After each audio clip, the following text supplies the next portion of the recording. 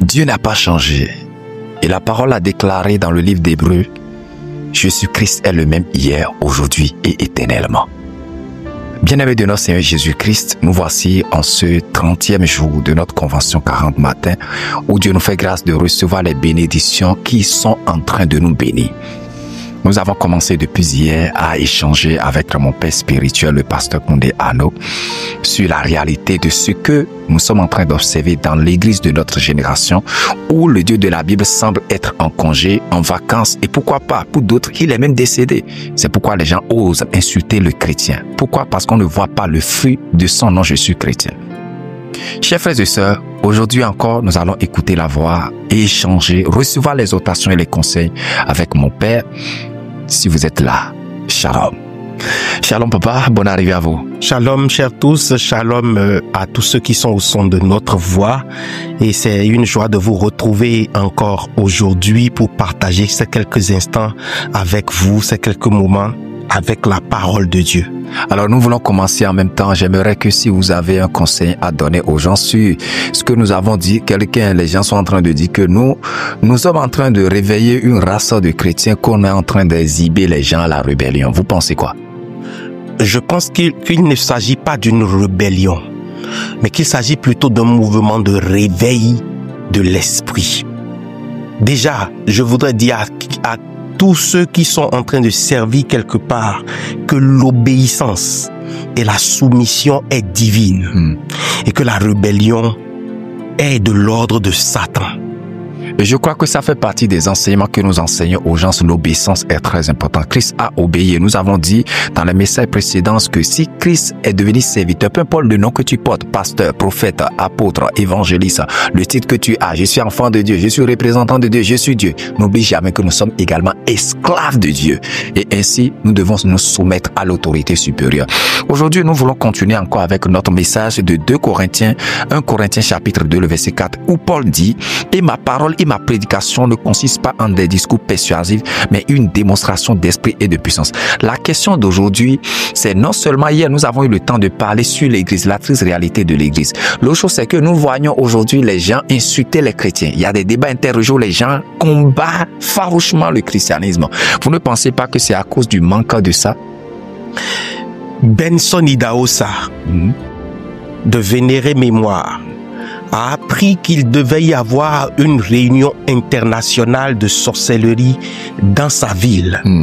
Il est allé sur le plateau de télé et a dit avec toute la fierté et courageusement, cela n'aura pas lieu. Il y a eu des menaces, il y a eu plein de choses qui ont été faites et puis les gens sont venus. Le délégué est venu pour un débat de confrontation et après avoir fait tout un tas de déballage, il a patiemment attendu. Quand il a fini son discours, il a dit « Je te poserai une seule question et à la suite de cette question, je déciderai de la suite de cette émission. Es-tu un sorcier ?» Silence plateau. Il a commencé par faire une démonstration, un discours. Il dit c'est une question fermée dont la réponse est oui ou non. Es-tu un sorcier? Et ce représentant international a été obligé de baisser la tête pour répondre non. Il dit, si tu avais dit oui, je te tuais instantanément sur le plateau et je m'en allais. C'est pour dire que quoi? Ce débat a été abrégé grâce à quoi? La démonstration de la puissance de Dieu. Le ridicule est tombé sur nous parce que nous ne sommes plus remplis de cette puissance.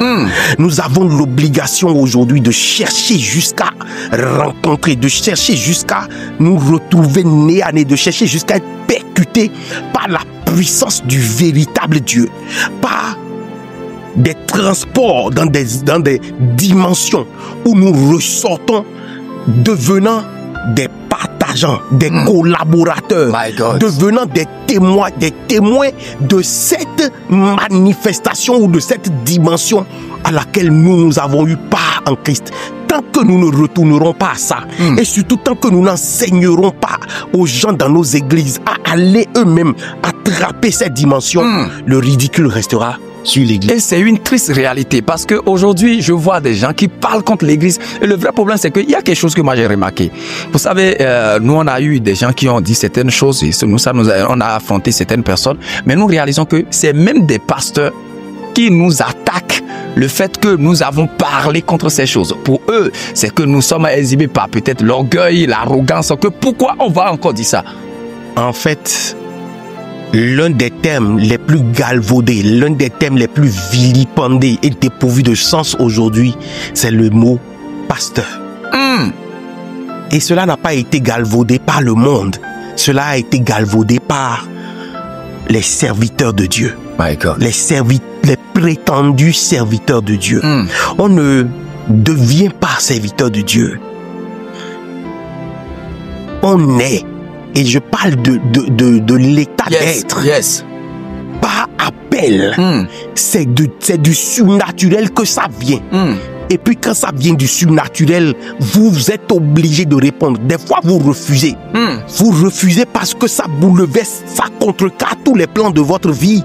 Et la puissance même de Dieu vous contraint à rentrer dans l'obéissance. Peut-être même après des années, peut-être même après des épreuves. Quand c'est comme ça, vous transportez ce qu'on appelle de raw power, la puissance brute de l'onction de Dieu. Et vous ne pouvez pas être quelqu'un qui vient galvauder le nom de Dieu parce que vous transportez une présence intérieure. Ce que les gens ont aujourd'hui, et voilà pourquoi l'anglophone dit you can fake power, but you cannot fake presence. Tu peux transporter une puissance fausse en ayant cherché quelque chose à Adja ou bien en étant de connivence dans un groupe, dans un lobbying, en utilisant les trucs occultes, des bagues, des choses comme ça. Tu peux transporter ça. Tu peux faire tomber tout le monde. Tu peux faire de faux miracles. Tu peux transporter une puissance fausse. Mais tu ne peux pas fausser la présence. Tout le monde, un peu aiguisé, qui a juste un peu de discernement saura que la présence qui t'accompagne est la bonne ou la fausse. Le problème aujourd'hui avec les pasteurs, c'est qu'ils n'ont pas la présence. Parce que la présence est intérieure. Et quand une personne pense, ça attire la jalousie. Ça attire la jalousie, ça attire le combat. Parce qu'ils voient que si cette personne arrive dans une certaine dimension, le faux deviendra discernable. On commencera par discerner clairement que ça là, lui il est faux, tandis que l'autre est vrai. Et donc à cause de cela, ils sont obligés d'étouffer ce qui est vrai et de l'empêcher d'émerger. C'est triste aujourd'hui d'entendre dans des prophéties qu'il y a des associations de pasteurs qui prient pour que notre pasteur ne s'élève pas. Pourquoi?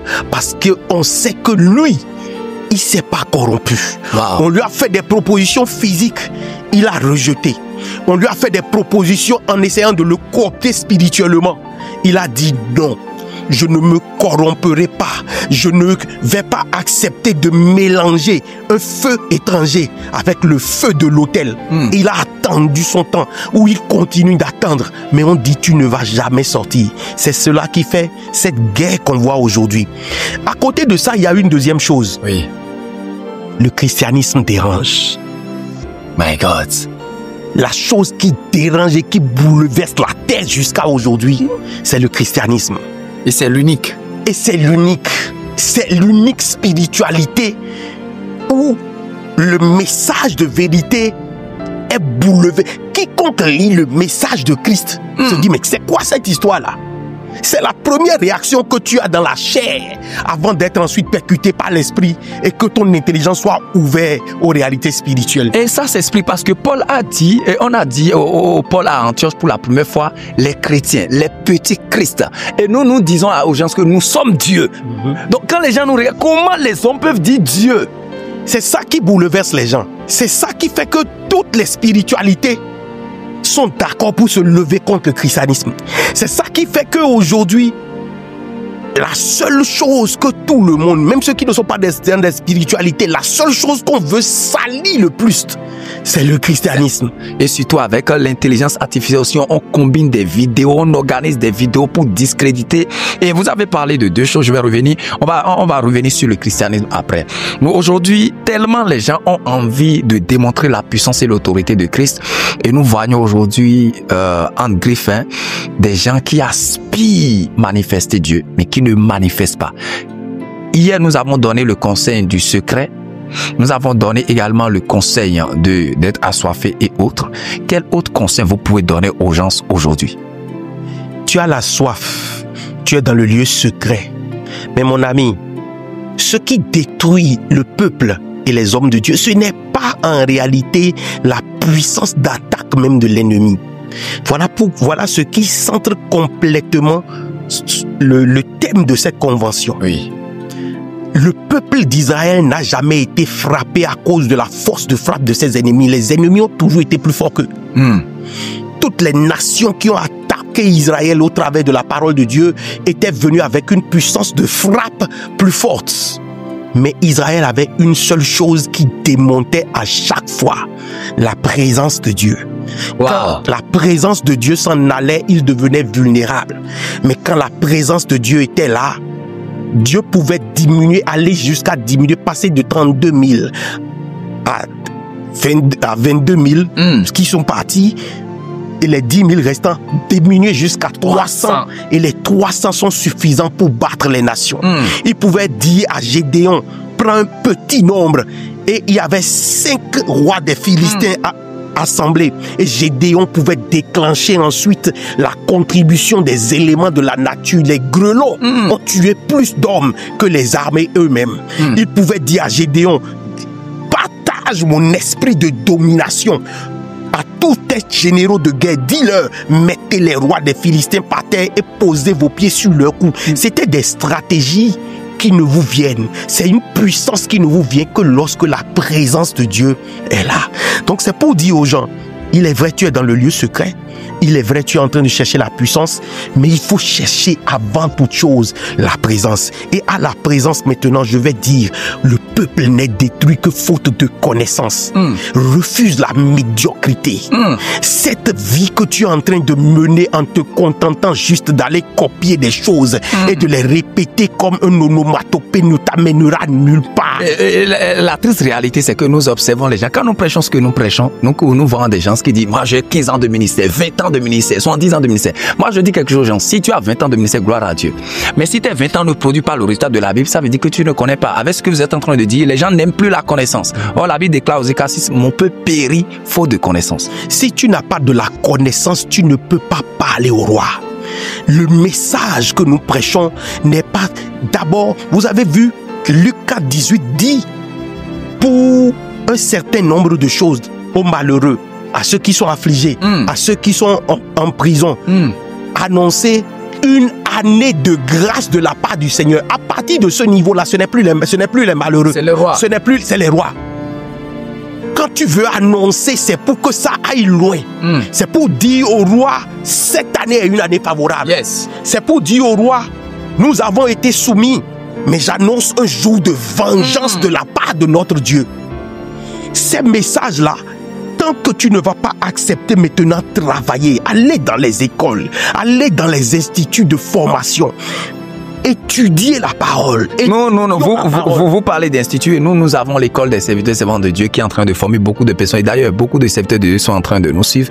Les gens, nous voyons même des pasteurs qui, les petites notions que nous avons, nous comprenons que même des institutions, il y a beaucoup de choses et on ne les dévoile pas.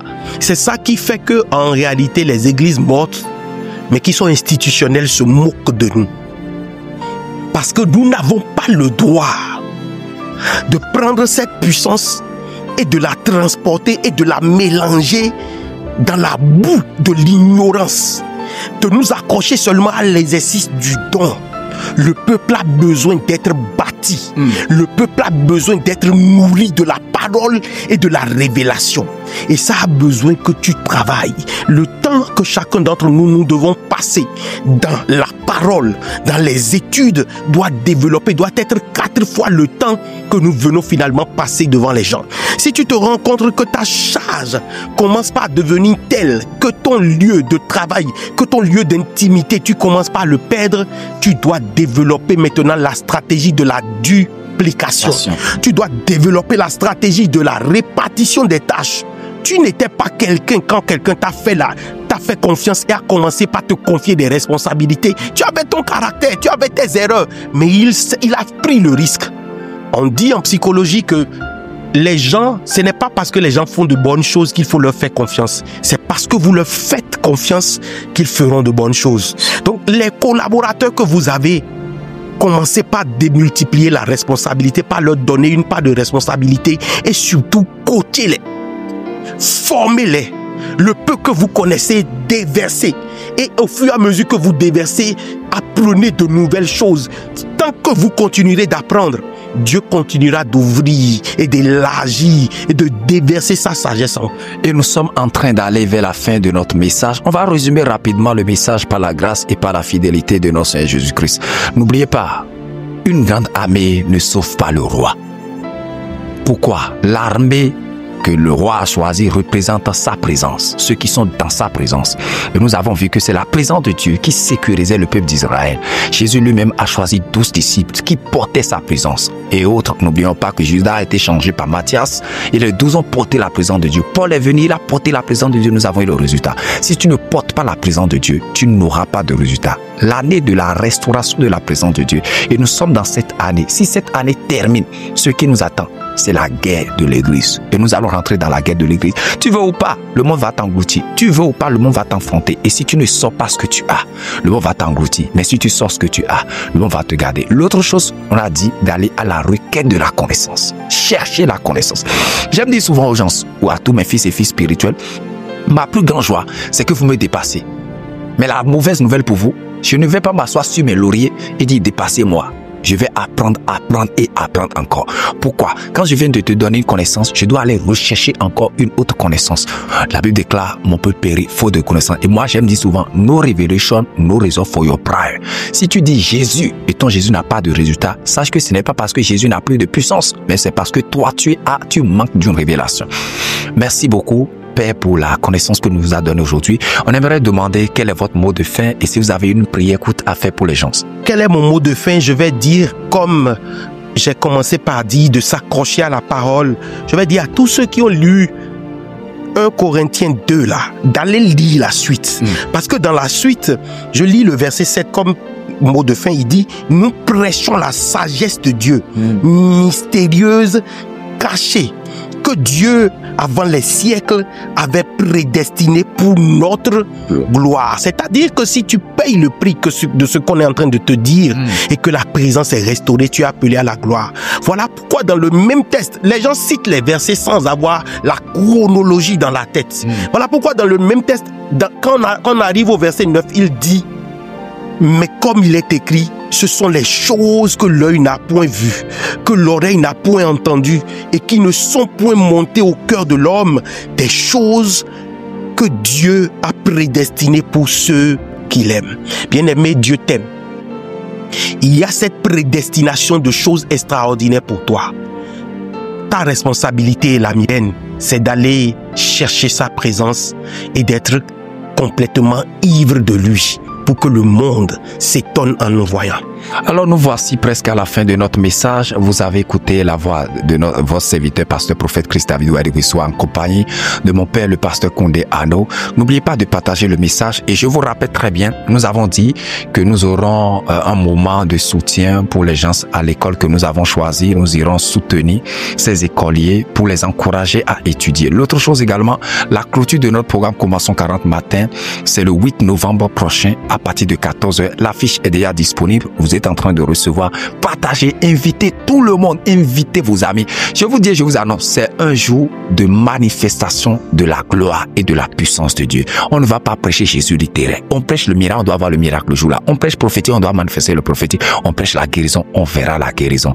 Si tu as tu sais que tu as. Que Dieu vous bénisse abondamment. Shalom.